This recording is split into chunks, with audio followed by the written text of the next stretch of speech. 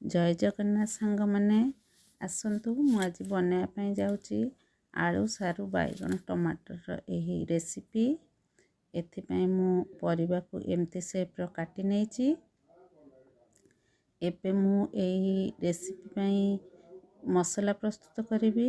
मसला रे मु नहीं 2टी रसुण, गोटे पियाज, सुखिला लंका, धला सोरिष 1 चामच, कला सोरिष 1 चामच, हाफ चामच जीरा याकू भल भाव बाटी नहीं।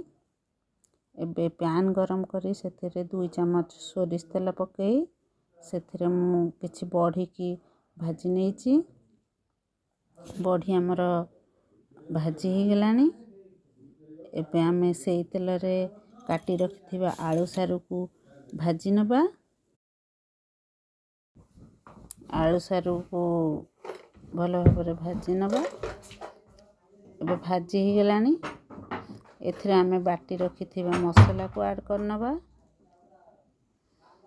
सेथिरे हल्दी गुंड, लंका गुंड, स्वाद अनुसार लूण पकई दबा। एबे आमे यहाँ को 5 मिनिट पाई एमिति भाव संतुली नबा। कहीं जेहेतु सोरष मसला अधिक समय संतुलिले ताहा पिता लगी थाए। एबे आमर भल भाव हो गलानी। एथिरे आमे आवश्यक अनुसार पानी दे देबा।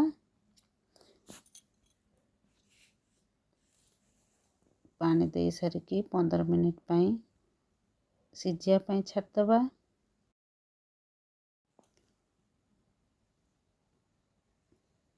एबे परिबा सब सिझी कि नहीं देखि नबा। परिबा गुड़िक सिझी आसलानी। एथिरे आमे काटी रखिथिबा बैगण टमाटर को ऐड कर दबा। यह को आमे 5 मिनिट पाई सिझे नबा।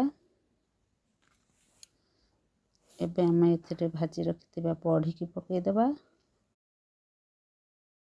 एबे आमे को पछरे गोटे छुंक दे दबा। कहीं ना पछरे छुंक देले तकार टेस्ट भल आसी थाए। हांग माने आपण माने जदि एमिति तरकारी बनाउथिबे केमति लागे कमेंट माध्यम रे जणाइबे। रहिले जदि मो चैनल को नुआ आस्थांती सांग माने जदि मो वीडियो टी भल लागिथिबो तेबे गोटे सब्सक्राइब कर देबे। रहिले जय जगन्नाथ।